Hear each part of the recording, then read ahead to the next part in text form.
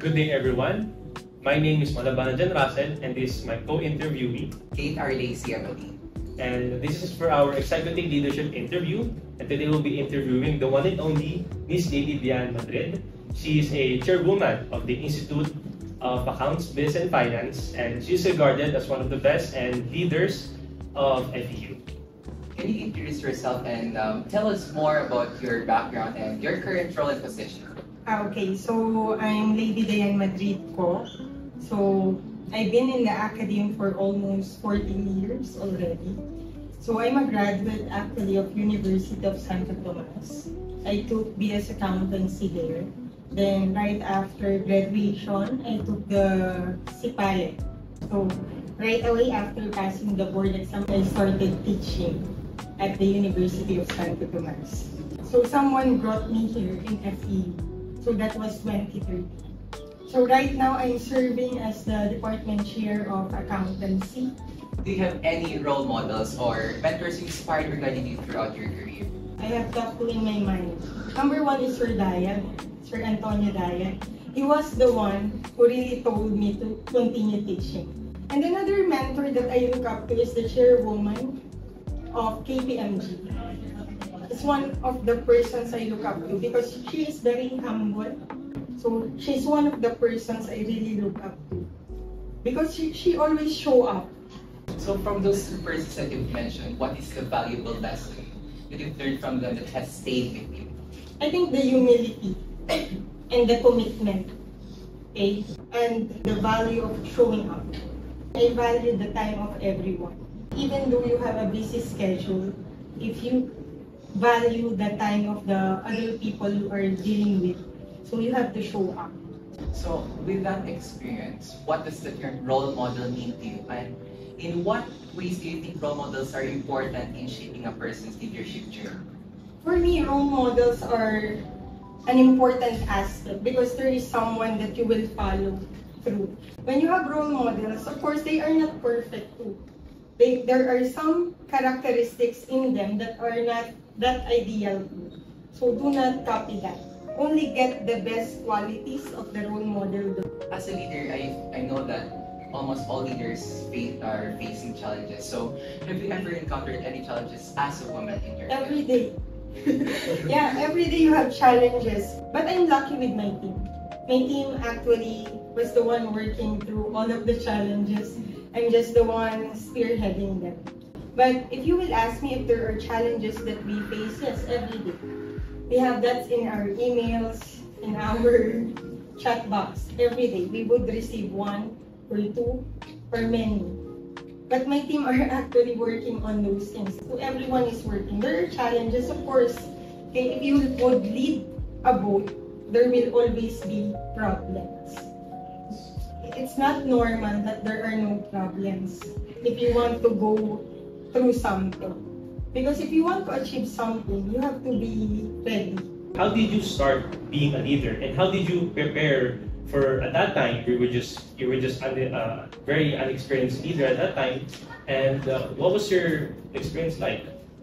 Okay, I think I started being a leader when I was a student because I was a student council president way back then. And when I was in UST, I was selected as the student representative for their student council, Central Student Council way back then. So the experience of me being a student leader is somehow contributory to what kind of leader am I now. So, Miss, in your journey, did you ever see yourself as a leader at the start, or did it just develop over time? I think it's a combination. Yeah, because when I was a student, I love being the leader. That's why for me it's a natural thing. But if you will ask me if I choose this path, I really don't. Yeah, no one wants this path because it's really difficult. The student might hate you. I became a teacher for the students to love me. I want to make the lessons very, very simple. I want to make our classes and lecture sessions meaningful. But when you are in the leadership position, the students don't see that aspect. Why? They will see you as the monster in the office, applying retention policies, deciding on some cases to some cases, trying to uplift the passing rate. So everything, it's not something that you will really choose, but I think you are somehow made for that position because of the preparations that you have made. So, Miss, how did you continue, or how did you inspire yourself to continue that journey, especially the challenges that you experienced throughout that? I think one of the things that made me continue in this department chair role is because every time I tried to resign, I have to think of my teammates who will lead them. Because that's the joke we had in the team. If I will resign, they will also resign. So no one will be left in the pack. So how will the department run? So that's something that is, for me, something that I take it into the heart. And number two, of course, I think about the students. If I will leave, who will lead them? What about us? Yeah, that's the reality. That's why, until now, I'm trying to resign every sem. But I would always put it into my conscience if there will be no one actually replacing me that is better than me. That's why I kept on scouting. I think this person is really good. So I tried to mentor so many people to replace me, but no one is actually ready for the role. Because this role is really scary. It's scary in a way that it's either you do so many things or you do nothing. So I have seen everything like that. If the role is being played by someone who just wants to sit down and don't do anything, it's somehow detrimental to the students. And I don't want my team to be like that. We call that the trophy. They're just for a display, for the position. But if you want to be on the other side, it will also be difficult because you have to work a lot. But I think what kept us going is when we see that the system already improved. Way back then, the normal complaint of the students, very inefficient, very slow in answering concerns. But right now, it's different. So, two things. It's the teammates that I have, and of course, number two, the students. So, Miss, throughout your career, did your leadership style or decision-making change? Yes. And based on your experience, mistake, and success? Yes, it will change along the way. Because every time you, let us say you experience this one, her mindset will be somehow different. And maybe because of course, I'm growing old. So the wisdom is also getting richer along the way. Let us say, for example, way back then, this decision will be outright no. But because we have experienced so many things about this aspect, we will have to change the way we think about these things. So I think the team grew with that also. So we just improved our decision making. Because I think way back then, I'm so fearless and so brave and so, what do you call this, tactless. So if I say no, it's really a no. But right now, they will see me, I'll think about it. So I'll walk around and I'll go to the chapel. Then, okay, let's decide. It's always the team deciding, not just me. I just say the last piece, but they will be the one contributing to it. So I think you change your mindset along the experiences and the situations that you have been involved in. How would you personally define leadership, and what does being a good leader mean? But when you are a leader, you have to get the best potential of your people out in the open. Meaning, you have to make sure that when you are the leader, you are able to add value to the work of your people. Meaning, if they come in as an associate chair, they should be ready to become a department chair at some point. For me, being a leader, yeah, it's like a candle. You consume yourself for others. So for me, that's a win for me. It's leadership for me. When you make other people better than you. And right after that, they will remember you. Not because you force them to remember you, but because they have that experience with you that made them somehow shine brighter than you do? Do you think leadership is something people are born with, or can anyone learn to be a leader? Actually, it depends. There are people who are really born with it. In psychology, we have the nature and nurture. For me, leaders are really nurtured rather than nature. But it may be a combination.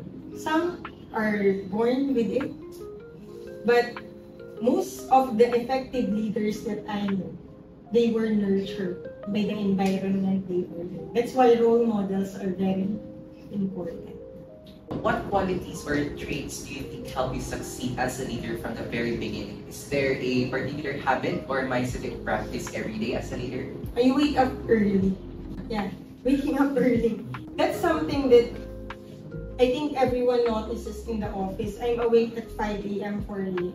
And I finish all my work actually half day. Another trait that is actually helpful is when you respond as early as possible. And I think that is somehow became the trademark of my team in the office, that we respond as much as possible. That's why, as you can see, when we started the semester, we already have the group chat and why we plan ahead. Okay, so those are the things that are, for me, important for you to become a good leader. Number one, you wake up early. Number two, you respond as early as possible.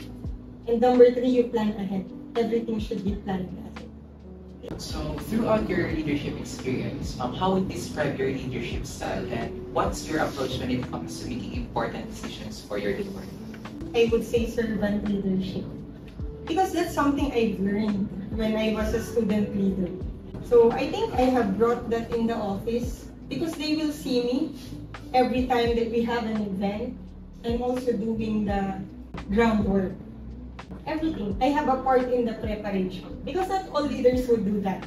I have seen a lot of leaders who would just say commands. But that's not my style. I would serve with them. That's why whenever we have a meeting, we have an assignment of tasks. And they will see that I also have tasks to do for that specific event. So for me, that is servant leadership.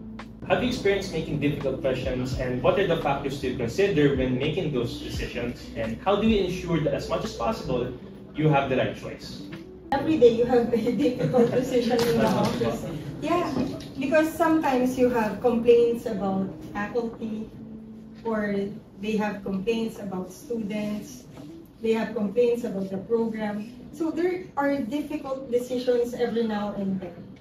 But for me, my best strategy there is to sit with my team, or to sit with someone smarter than me, and then ask them, what do you think will be your decision if you are in this kind of situation?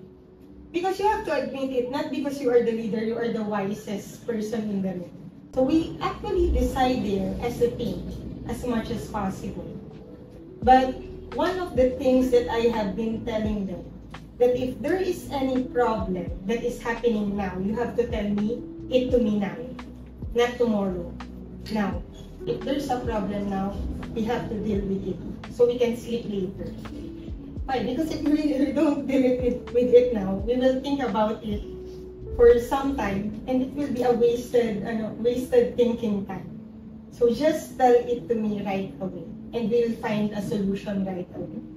That's how we deal with things. I think it's about the urgency. Because I've been telling them, since we are in the academy, every decisions that we will do, it will affect the life of the lives of our students. So that is something non-negotiable. So we have to be urgent in everything. So Miss, in that decision making, let's say that your decision failed. How do you deal with that failure and setbacks? If my decision failed, number one, I have to admit it, that it really failed. Yeah, and don't blame anyone. Yeah, I don't tend to blame anyone. Let us say, for example, the passing rate of the SIPALE in the past years, it's going a bit not good. So I have to take the blame. So let us say, I have to analyze, where do we get it wrong? And after that, after you take responsibility of it, it will be easier. That's why I've been telling my team, if there's something that failed, we have to debrief about it so that it will not happen again. So that's something that we do, especially if there are decisions that we think did not actually work out. Let us say there are things that are happening in the departmental exams. We have to sit down. Where did we get it wrong? The term is we get it wrong. So it's not something blaming someone, an individual in the room, but rather we take responsibility for it because we're a team after all. But of course, at the end of the day, I have to take all the responsibility, being on top of it. So I think that's one of the steps in failures. Someone should be taking the responsibility, and it should be the leader. Then just fight with your teammates. No, not fight, but yeah, you just have to discuss it so that it won't happen again. So, in your opinion, what are the things that can be done to improve English leadership practice? I think there's only one thing to improve: be teachable. Have to be teachable. Not because you're on the top, your subordinate cannot teach you at all. Sometimes you learn a lot from them because we're coming from different backgrounds. So there's something to learn. So a leader should always be teachable, not just the one teaching. Okay? So what message would you like to share to inspire those who dream of becoming leaders someday? Don't dream about it. No joke. I'm just kidding. Because sometimes you have to be ready anytime. Because anytime you can be a leader in something. But remember, being a leader is not about the position. Because some of the leaders that I have been with, or I have managed to observe, they just want the position. They just want the title. Why? Added in their CV. But remember, if you want to be a leader, you must be ready to take the responsibility. Let us say there are failures, you must be the one standing up for your teammates to take the blame rather than blaming somebody. And if there is a credit to be given, you should also be ready to give the credit to someone else rather than grabbing the credit. Why? Because being a leader is empowering your people. That's the reality. So, in my point of view, I would always tell this one. If you want to know what kind of leader a certain person is, look at the subordinates that she or he has. Because as you evaluate the subordinates, you will actually know what kind of leadership that person has. Because I have seen a lot. Okay? If the subordinates are not going anywhere, meaning they stayed in the mentality that they will be an assistant for it, meaning that person is not someone who is leading. Well, maybe she is just commanding, but not leading. But if you see the people that he led with or led into actually grow into position, meaning that person is really a leader. So again, being a leader is empowering your subordinates. You must not be afraid having those kind of subordinates grow better and bigger than you. So thank you, Miss. That is all the questions. And your story is very special and very inspirational, not only to the FEU students and the viewers, but also to the younger generation.